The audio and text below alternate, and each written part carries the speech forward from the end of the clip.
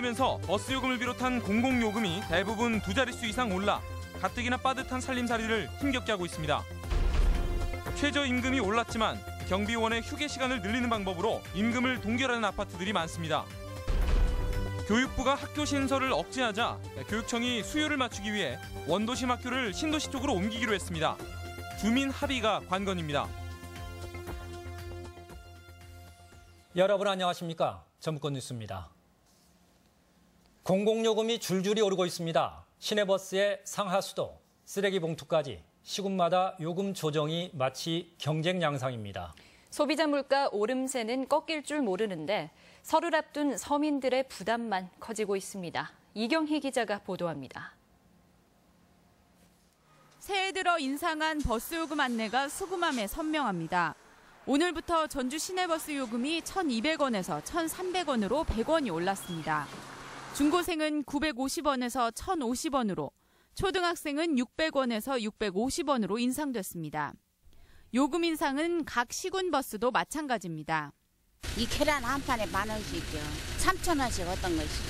버스 요금도 올랐다니. 그래도 타고 댕기하면 타고 다녀야지 어쩔 수가 없어. 공공요금 인상은 버스비뿐만이 아닙니다. 순창군이 지난 연말 상수도 요금을 30% 올린 데 이어 진안군도 새해 들어 요금을 18.8% 올렸고 전주시는 3월부터 하수도 요금을 15% 인상합니다. 음식물 쓰레기 수수료가 전국적으로 조정되는 가운데 전주시는 올해 수수료를 리터당 70원으로 16.6% 올리고 3월부터는 음식물 쓰레기 봉투값도 200원이 오른 1,400원에 판매할 예정입니다. 환경부에서 음식물류 폐기물 수수료를 2017년도까지 80% 인상 제시안을 했습니다. 그래서 우리 시에서도 2015년과 17년도에 단계적으로 인상. 이미 크게 오른 연료비에 명절을 앞둔 밥상 물가마저 치솟는 상황에 공공요금까지 줄줄이 인상되면서 서민 부담은 갈수록 커져가고 있습니다. MBC 뉴스 이경입니다.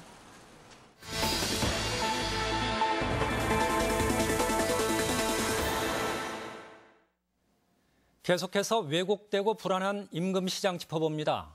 최저임금은 근로자 생활 안정을 위해 법으로 강조되어 있는데 사각지대가 많은 데다 보완책인 생활임금제는 거의 유명무실합니다. 먼저 아르바이트 실태, 강동엽 기자가 취재했습니다. 방학 기간 편의점이나 PC방 등에서 아르바이트를 하는 대학생들. 비싼 학비에 생활비라도 보태려는 궁여지책이지만 이들 역시 최저임금의 사각지대에 놓여 있습니다. 올해 최저임금이 6,470원으로 정해졌지만 시간당 2,000원에서 4,000원을 받는가 하면 밤 늦게까지 일을 해도 야간 수당조차 챙기지 못하고 있습니다. 새벽 2시까지 하고 있는데 최저보다는 조금 더 받아요. 6,500원을 받는데 뭐가 더 붙는다고 하는데 그런 걸 또 말하기도 그렇고 해서 부당한 대우를 받아도 업주 눈치를 보느라 이러지도 저러지도 못하는 실정입니다. 야간 수당 받으세요? 이런 거요? 있어요? 근로계약서가? 아니요. 질문하면 답하지. 아, 그랬어요, 사장님이? 최저임금을 보완하기 위해 시군에서는 3년 전부터 생활임금을 도입하기 시작했습니다. 올해 시간당 최저임금보다 1,200원에서 300원 정도 높여 소속 기간제 근로자들의 생활을 보장하겠다는 겁니다. 좀 더 받으니까 그 보람도 느끼고 참 재밌게 일을 하고 있습니다. 하지만 전북도청과 도내 14개 지자체 가운데 현재 생활임금이 적용된 곳은 전주와 군산 등 3곳에 불과합니다. 대부분은 조례조차 없고 어렵게 마련한 곳도 예산을 세우지 못하고 있습니다. 때문에 정부가 근로감독을 강화하고 최저임금을 현실화하자는 목소리가 거세지고 있습니다. 최소한의 생계를 유지하기 위해서 최저임금이 1만 원 이상은 되어야 이 사람들이 좀 사람답게 삶을 유지시킬 수 있지 않을까.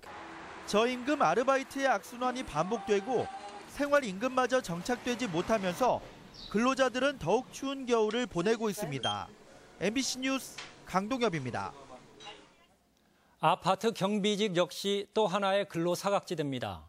근무 여건은 열악해지는데 임금 인상은커녕 고용 불안으로 복지마저 희생하고 있는 게 현실입니다. 계속해서 박찬익 기자입니다. 670세대가 거주하는 전주의 한 아파트입니다. 이 아파트는 최근 입주자 대표회의에서 경비원의 휴게 시간을 하루 1시간가량 늘리기로 결정했습니다.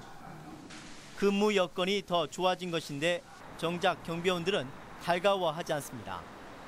올해 시간당 최저임금이 작년보다 7.3% 올라서 임금 인상을 기대했지만 휴게 시간이 길어지면서 일하는 시간이 줄어 사실상 임금이 동결됐기 때문입니다. 쉬라고 해도 어디 쉬어집니까? 결국은 일인데 봉급 줄이려고 그랬죠. 2100세대가 사는 또 다른 아파트도 사정은 마찬가지. 지난해는 최저임금만큼은 아니어도 조금이나마 임금이 올랐었지만 올해는 최저임금 인상분만큼 모두 휴게 시간으로 대처됐습니다. 아파트 주민들이 관리비 부담을 꺼리기 때문입니다. 뭐 조금 올라봤던데 개인당 얼마 거시기는 안 돼요. 근데 관리비를 올리면 여자들이 말이 많아요. 이틀에 한 번꼴로 근무하는 2교대 근무자의 경우 잠자는 6시간과 점심, 저녁을 포함해 총 휴게 시간은 10시간 30분입니다. 법은 이 휴게 시간에 근무지를 벗어나 자유롭게 쉴 수 있도록 보장하고 있지만 현실은 그렇지 못합니다. 퇴근 이후에 택배를 찾아야 되는데 택배를 못 찾거든. 그러니까 이제 그냥 민원이 많이 들어가지고 소장이 아이고 양보 좀 하시라고. 최저임금을 이렇게 올리는 이유는 한 달에 적정한 생활을 보장할 수 있는 한 달 생계비를 올리는 문제이기 때문에 최저임금이 올라도 월급은 오르지 않는 모순된 현실. 최저임금제에 대한 사회 전반의 인식 개선이 필요해 보입니다. MBC 뉴스 박찬익입니다. 조류 인플루엔자 AI로 2주 앞으로 다가온 설 명절 풍속도까지 바뀌게 생겼습니다. 산닭 유통이 전면 금지되면서 토종닭 시장은 그야말로 고사 위기입니다. 유룡 기자의 보도입니다. 명절 때면 차례상에 올릴 큼지막한 토종닭을 구하려고 장사진을 이루던 완주의 한 산닭시장. 닭장은 텅 비었고 손님들의 발길도 뚝 끊겼습니다. AI가 퍼질까 두려워 정부가 산닭 유통을 일절 금지하면서 나타난 현상입니다. 그럼 AI 때문에 두루두루 안 해요. 산닭이 전혀 움직이들 못해요. 뭐 손님들이 전혀 여기 찾들 안 해요. 설 명절이 일주일 앞으로 다가왔지만 유통이 재개될 가능성은 희박해 연중 최대 대목을 개점 휴업 상태로 보내야 할 상황입니다. 그리고 앞으로 며칠 있으면 명절인데 이 대목 셀 일도 저희도 가정이 있는데 막막합니다. 명절을 앞두고 날벼락을 맞은 곳은 이곳 산닭시장뿐만이 아닙니다. 명절을 앞두고 토종닭을 키워 시장에 내놓으려던 양계농가 역시 이동 중단 조치에 하늘만 쳐다보고 있습니다. 정부가 뒤늦게 도내 14개 농가에 21만 마리를 수매해 냉동 비축하기로 했지만 그동안 닭이 너무 커버려 반품득이 일쑤입니다. 너무 닭이 크다 보니까 4kg 이상 되는 닭이 공장에 들어와서 도개를 할 수 없어서 농장으로 다시 돌려보내는 일이 발생되고 있습니다. 전국을 휩쓸고 있는 AI 때문에 닭 한 마리를 놓고 가족 간의 정을 나누던 명절 풍속도 이제는 옛일이 되지 않을까 우려가 커지고 있습니다. MBC 뉴스 유룡입니다. 전라북도는 조류 인플루엔자 AI 살처분 농가를 대상으로 설 이전까지 보상금 추정액의 50% 이하를 우선 지급하기로 하고 지원 절차에 착수했으며 생계 안정자금도 신속히 집행하기로 했습니다. 또한 이동 제한으로 출하, 입식이 지연돼 피해를 입은 농가에는 소득 안정자금도 지원하기로 했습니다. 학생 수가 줄고 있는 일부 원도심 학교를 신도시로 옮깁니다. 학교 신설을 억제하는 교육부의 총량제 때문인데 학부모와 주민들은 반발하고 있습니다. 정진호 기자가 보도합니다. 도교육청이 이전을 추진하고 있는 전주 시내 중학교는 2곳, 곤지중학교는 에코시티로, 덕진중학교는 만성지구로 이전하겠다는 겁니다. 교육부가 학교 총량제로 학교 신설을 억제하고 있기 때문인데 가까운 거리에 통학할 학교들이 있거나 학생 수 감소가 두드러지는 곳들입니다. 도교육청은 본격적으로 주민 설득에 나섰습니다. 오는 2020년에 신도심 학교가 개교하려면 4월에 중앙투자심사위원회를 통과해야 하기 때문에 일정이 바빠졌습니다.